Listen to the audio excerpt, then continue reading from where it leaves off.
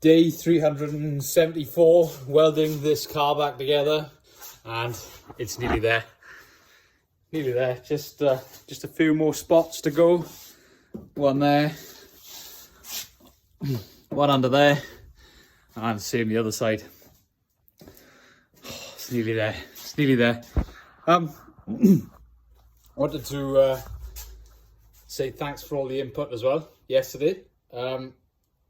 Don't worry, these videos aren't going anywhere. The main videos aren't going anywhere. I might sack these shorts off. Depends if YouTube pulls his finger out, I guess.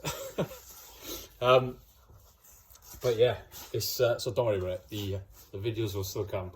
I might not put so much emphasis on getting them out every week, but I will try and do them as often as possible. Anyway, I've got work to do. I want to finish this tonight because I'm sick of welding.